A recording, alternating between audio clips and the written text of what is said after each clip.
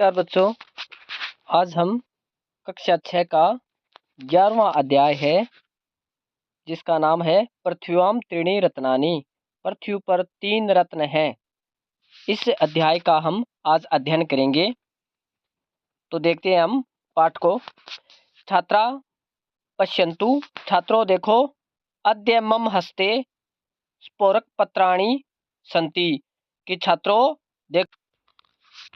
देखो छात्रों, मेरे हाथ में स्फोरक पत्राणि का मतलब होता है कि बोधक पत्र संति यानी है। कि छात्रों देखो, मेरे हाथ में एक बोधक पत्र है। श्रीमने स्फोरक पत्रे किम अस्ति।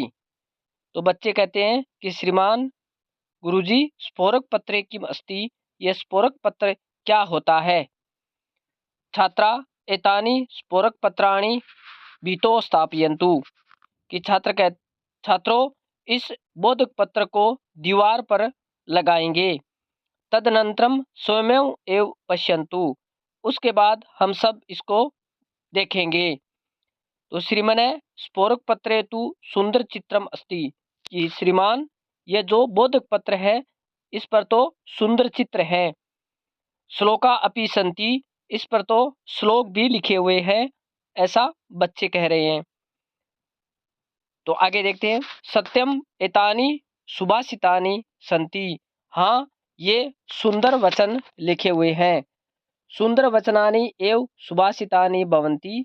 सुंदर वचन है उसी को सुभाषितानि कहते हैं। एतानि अस्माकं कृतम उत्तम कार्यार्थम प्रेरणा यच्छन्ति। ये हमारे लिए अच्छे काम करने की प्रेरणा प्रदान करते हैं। तो श्रीमने तर्हि वयम सुभाषितानि पठामः। तो श्रीमान, हम इन सुंदर वचनों को पढ़ेंगे। तो देखते हैं हम सुंदर वचन क्या लिखे हुए हैं श्लोक के रूप में, उनको हम देखते हैं। तो देखते हैं अपना पहला जो श्लोक है, इसमें क्या कह रहा है कि पृथ्व्याम त्रीणि रत्नानि जलम अनम सुभाषितम मूढ़े पाषाण खंडेषु रत्न संज्ञा विधीयते। तो क्या कह रहा है इस श्लोक के अंदर, पृथ्व्याम त्रीणि रत्नानि। तो हम इसको सीधा अन्वय के रूप में पढ़ते हैं कि पृथ्व्याम त्रीणि रत्नानि यानी पृथ्व्याम जलम अनम सुभाषितम त्रीणि रत्नानि। कि पृथ्वी पर 3 रत्न हैं। वो कौन कौन से हैं? जल, अन्न और सुभाषितम यानी मधुर वचन। मूढ़े पाषाण खंडेषु रत्न संज्ञा विधीयते। मूर्ख लोग, पाषाण खंडेषु का अर्थ होता है पत्थर के टुकड़ों को। कि मूर्ख लोग पत्थर के टुकड़ों को रत्न संज्ञा विधीयते, रत्नों की संज्ञा दे देते हैं। मूर्ख लोग जो हैं वो पत्थर के टुकड़ों को रत्नों की संज्ञा दे देते हैं। इसका भावार्थ क्या है उसको देखते हैं। पृथ्व्याम त्रीणि रत्नानि, पृथ्वी पर 3 रत्न हैं। कौन कौन से हैं? तानि रत्नानि, वो रत्न है जल, अन्न और सुभाषितम भवन्ति। जल, अन्न और सुभाषितम यानी मधुर वचन होते हैं। किंतु मूर्ख जना तु पाषाण खंडान रत्नानि इति वदन्ति। लेकिन मूर्ख लोग तो पत्थर के टुकड़ों को ही रत्न मान लेते हैं। अब हम देखते हैं आज का अपना दूसरा श्लोक, उसमें क्या कह रहा है। अयम निज है परो वेति गणः लघु चेतसाम उदार चरिता नाम तु वसुदेव कुटुंबकम। कितनी अच्छी बात बताई गई है इसके अंदर। क्या कह रहा है कवि कि अयम निज, तो इसका हम अन्वय के रूप में देखते हैं। अयम निज है, पर है, वा इति गणना लघु चेतसाम। कि यह मेरा है, यह पराया है। कि अयम निज, निज का मतलब मेरा, परा यानी पराया, वेति गणना लघु चेतसाम, ऐसी गणना छोटे हृदय वाले लोग, लघु चेतसाम का अर्थ होता है छोटे हृदय वाले, ऐसी गणना छोटे हृदय वाले लोग करते हैं। उदार चरिता नाम तो वसुदेव कुटुंबकम, उदार चरित्र वाले तो संपूर्ण पृथ्वी को ही परिवार मानते हैं। तो इसका भावार्थ के रूप में क्या कह रहा है उसको हम देखते हैं कि क्या भावार्थ में कह रहा है कि ऐसा सौजन्य है अस्ति, यह मेरा आदमी है। ऐसा है च पर, ये पराया है। जन है अस्ति, यह पराया आदमी है, यह मेरा आदमी है। एतादृशम चिंतनम तु संकुचित भाव युक्तानाम जनाम भवति। ऐसा भाव तो संकुचित हृदय वाले लोगों का होता है। यसाम उदार स्वभाव है अस्ति तेसाम करते तु संपूर्ण पृथ्वी एवं परिवार भवति। जो उदार स्वभाव वाले होते हैं उनके लिए तो संपूर्ण पृथ्वी ही परिवार होती है, ऐसा इस श्लोक में बताया गया है। तीसरा श्लोक हम देखते हैं, इसमें क्या कह रहा है कि उद्यमेन ही सिद्ध्यन्ति कार्याणि न मनोरथे न ही सुप्तस्य सिंहस्य प्रविशन्ति मुखे मृगाः।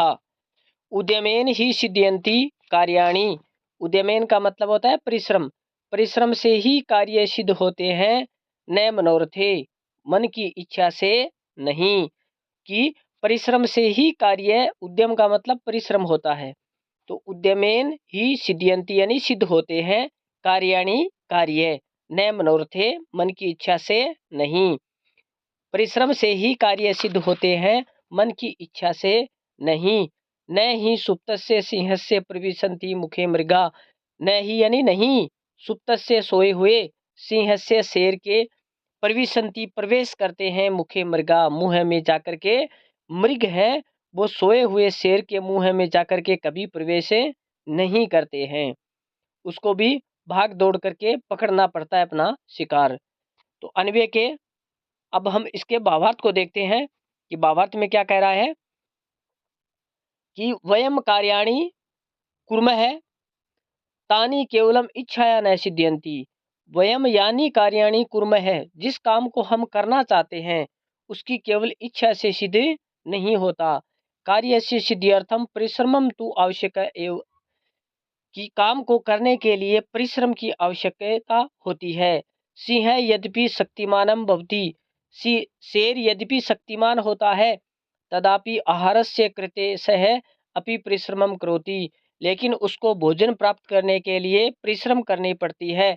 सुप्तस्य सिंहस्य मुखे मृगा स्वयं न प्रविशन्ति, सोए हुए शेर के मुंह में जाकर के अपने आप मृग प्रवेश नहीं करते हैं। आज का चौथा श्लोक हम देखते हैं, क्या कह रहा है कि अभिवादनशीलस्य नित्यम वर्धोपसेविनः चत्वारि तस्य वर्धन्ते आयुर्विद्या यशोबलम। अभिवादनशीलस्य, जो व्यक्ति अभिवादनशील होता है, अभिवादनशीलस्य अभिवादनशील होता है, नित्यम वर्धोपसेविनः हमेशा बड़े बूढ़ों की सेवा करने वाला होता है, चत्वारि तस्य वर्धन्ते उसके 4 गुण बढ़ते हैं, आयु विद्या यश और बल, उसके 4 गुण बढ़ जाते हैं। इसका अन्वय है, भावार्थ है, उसको हम देखते हैं कि भावार्थ के अंदर क्या कह रहा है कि यह है जन सर्वदा वरदानाम ज्येष्ठानाम च सेवा समानम च करोति। जो आदमी हमेशा वृद्ध लोगों की और बड़े लोगों की सेवा और सम्मान करता है, तथा च यह तान सविनयम प्रणमति, और उसको विनय पूर्वक प्रणाम करता है, तस्य जनस्य आयु विद्या यश और बल की वृद्धि होती है, उस व्यक्ति की आयु विद्या यश और बल की वृद्धि होती है। आगे वाला श्लोक देखते हैं हम, 5वां श्लोक है, उसके अंदर क्या दिया हुआ है, उद्यम साहसम धैर्यम बुद्धि शक्ति पराक्रम षडेते यत्र वर्तन्ते तत्र देवः सहायकृतः है, कि जो व्यक्ति उद्यम यानी परिश्रम करता है, साहस रखता है, धैर्य को धारण करता है, बुद्धिम और बुद्धि से कार्य करता है, शक्तिम जिसके पास बल है, जिसके पास पराक्रम है, षडेते यत्र वर्तन्ते जिस व्यक्ति के पास ये 6 गुण विद्यमान होते हैं, तत्र देवः सहायकृत है, उस आदमी की देवता भी सहायता करते हैं। क्या कह रहा है इस श्लोक के अंदर, दोबारा देखिए, जिस व्यक्ति के पास या जो व्यक्ति परिश्रम करता है, साहस धारण करता है, धैर्य धारण करता है, जिसके पास बुद्धि है, जिसके पास ताकत है, शक्ति है, बल है, और जिसके जो पराक्रमी है, ऐसे व्यक्ति के पास 6 गुण वाले व्यक्ति के पास जो होते हैं उसकी देवता भी सहायता करता है। तो भावार्थ में क्या कह रहा है, यह है जन परिश्रमम करोति, जो आदमी परिश्रम करता है, साहसम करोति साहस रखता है, धैर्यम धरती, धैर्य को धारण करता है। बुद्धि प्रयोगम करोति, बुद्धि का प्रयोग करता है। बलशाली वर्तते, जो ताकतवर है, बलशाली है। पराक्रमी च वर्तते, जो पराक्रमशील है। तस्य कार्ये परमेश्वर अपि सहायताम करोति, उसके काम को करने में ईश्वर भी सहायता करता है, देव भी सहायता करता है। आगे देखते हैं 6 नंबर श्लोक अपना क्या है।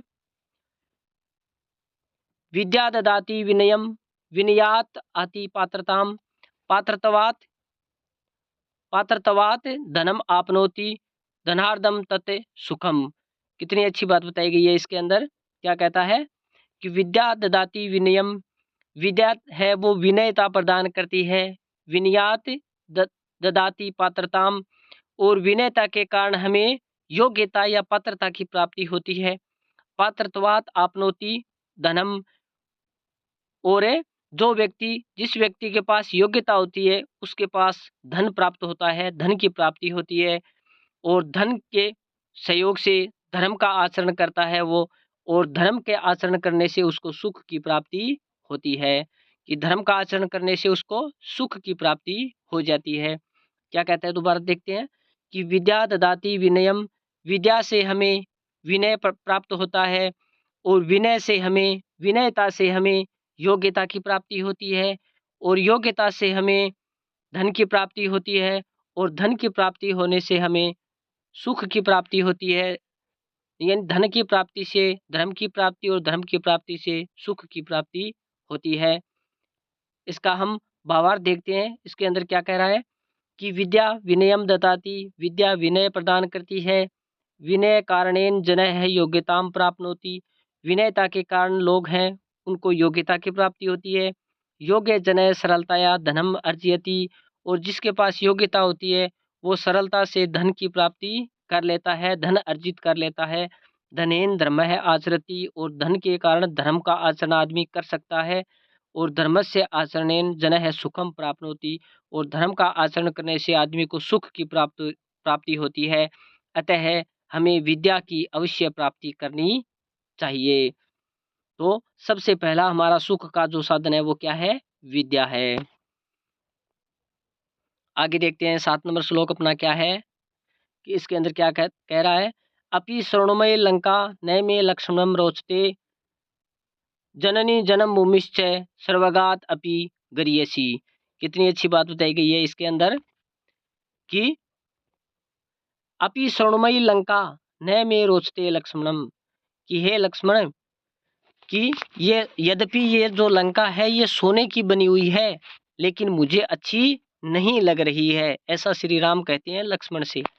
जननी जन्म भूमिश्च, क्योंकि जननी और जन्म भूमि दोनों किससे बढ़कर के हैं, स्वर्गात अपि गरियसी, कि स्वर्ग से भी बढ़कर हैं। कि एक तो जननी और एक जन्म भूमि जो है वो स्वर्ग से भी बढ़कर है। तो इस श्लोक का अन्वय क्या है, भावार्थ क्या है, उसको हमें देखते हैं।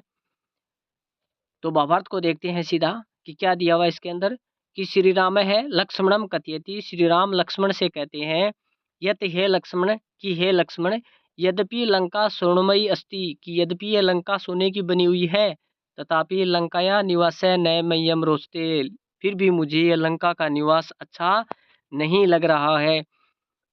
यत, क्योंकि जननी जन्म भूमिश्च इति द्रव्यम सर्वगात अपि श्रेष्ठम अस्ति, क्योंकि जननी और जन्म भूमि दोनों ये स्वर्ग से भी बढ़कर हैं। अतः मातृभूमो निवास उचित है, इसलिए मातृभूमि पर ही हमें निवास करना चाहिए। आगे अपना 8 नंबर श्लोक है, इसके अंदर क्या कह रहा है कि पुस्तक अस्ता तु या विद्या परहस्तगतम धनम, कार्यकाले समुत्पन्ने न सा विद्या न तद्धनम। बहुत अच्छी बात बताई गई है। पुस्तक अस्ता तु विद्या, पुस्तक में स्थित तो विद्या, परहस्तगतम धनम, ऐसी होती है जैसे दूसरे के हाथ में रखा हुआ धन है। कार्यकाले समुत्पन्ने, समय आने पर, न सा विद्या न तद्धनम, कि समय आने पर न तो वह विद्या काम आती है और न ही वह धन काम आता है। कि जब हमें ज़रूरत पड़ती है तब वो पुस्तक में स्थित विद्या होती है वो भी कोई काम नहीं आती है, और जो दूसरे के हाथ में धन होता है वो भी कोई काम में नहीं आता है। तो देखते हैं इसका भावार्थ क्या कह रहा है। कस्यचित समय कस्यचित समीपे अनेकानि पुस्तकानि सन्ति। किसी के पास अनेकों प्रकार की पुस्तकें हैं। यदि यदि तानि न कदापि पठितानि, यदि उन पुस्तकों को कभी नहीं पढ़ा, तर्हि पुस्तके लिखितम, तो पुस्तक में लिखा हुआ ज्ञानम समागते अवसरे सहायकम न भवति, तो वह अवसर आने पर सहायक नहीं होता है। अपितु बुद्धि अस्तः विद्या एव कार्य में साधयति, कि अपितु बुद्धि में स्थित जो विद्या होती है वही हमारे काम को सिद्ध करती है। एवमेव अन्य भय प्रदत्तम धनम अपि समागते अवसरे सहायकम न भवति। इसी प्रकार दूसरे के पास दूसरे को दिया हुआ जो धन होता है वो अवसर आने पर हमारी सहायता नहीं करता है। स्वहस्ते यत धनम भवति, अपने हाथ में जो धन स्थित होता है, तदेव धनम कार्यम साधयति इति, वही धन हमारा काम है सिद्ध कर सकता है, ऐसा बताया गया